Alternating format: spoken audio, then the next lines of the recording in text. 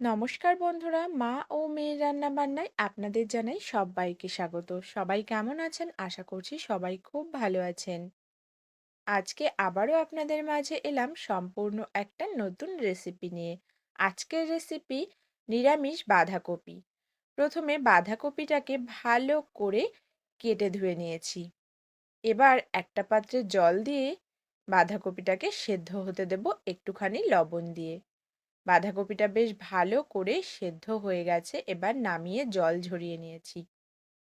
কড়াইতে দিয়ে দিলাম তেল, যে কোনো রান্নার তেলেই রান্নাটা করা যাবে। আর দিয়েছি সাদা জিরে ফোড়ন, কয়েকটা কাঁচা লঙ্কা।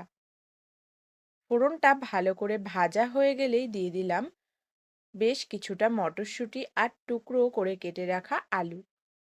দিয়ে দিচ্ছি পরিমাণ মতো হলুদ। হলুদটা ভালো করে নেড়েচেড়ে মিলিয়ে নিচ্ছি আলু আর মটরশুঁটির সঙ্গে। আর দিচ্ছি পরিমাণ মতো লবণ। আমি একবারেই এখানে লবণটা দিয়ে দিয়েছি, আর কিন্তু কোনো হলুদ লবণ দেব না। ঢাকা দিয়ে গ্যাসের হিটটা মিডিয়াম টু লো করে আলু আর মটরশুঁটিগুলো সেদ্ধ হতে দেব, আর বেশ ভালো মতন ভাজাও হয়ে যাবে। এই রকমভাবে এটা রান্না করে নেব। আলুগুলো সেদ্ধ হয়ে গেছে, মটরশুঁটিগুলো ভালো ভাজা ভাজা হয়ে গেছে, সেদ্ধও হয়ে গেছে। এমন সময় দিয়ে দিলাম জল ঝরিয়ে রাখা বাঁধাকপিটা। বাঁধাকপিটা একটুখানি হাত দিয়ে চটকে মেখেও নিয়েছি। এইভাবে রান্নাটা করলে তাহলে কিন্তু রান্নার স্বাদটা অনেকটা ভালো হবে। আর বাঁধাকপির মধ্যে কিন্তু কোনো জল নেই, সমস্ত জলটা একদম বার করে নিয়েছি। এবার দিচ্ছি কয়েক টুকরো টমেটো, দিয়ে গ্যাসের হিটটা মিডিয়াম টু লো করে ঢাকা দিয়ে দিলাম।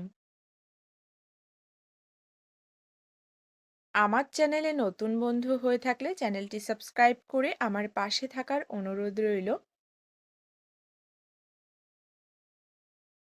ভিডিওর পাশে বেল আইকন রয়েছে, প্রেস করে রাখবেন, তাহলে যখনই আমি নতুন নতুন রেসিপি শেয়ার করব সবার প্রথমে আপনার কাছে নোটিফিকেশান পৌঁছে যাবে।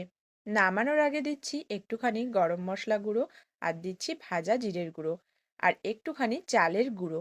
যদি চালের গুঁড়ো হাতের কাছে না থাকে তাহলে একটু আটাও দিতে পারেন। আর সবশেষে দিচ্ছি একটুখানি চিনি আর একটুখানি ঘি। এইভাবে একবার বাঁধাকপির তরকারি রান্না করে খেয়ে দেখুন।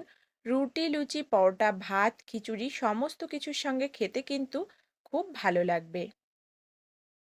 রান্নাটা হয়ে এসেছে, নামিয়ে নেব। আজকের রেসিপি কেমন লাগলো কমেন্ট করে জানাতে কিন্তু একদম ভুলবেন না। যদি ভালো লাগে তাহলে অবশ্যই বাড়িতে একবার রান্না করে খেয়ে দেখুন। আজকের রেসিপি এই পর্যন্ত। দেখা হচ্ছে অন্য কোনো রেসিপিতে। ততক্ষণের জন্য সবাই ভালো থাকবেন, সুস্থ থাকবেন। ধন্যবাদ।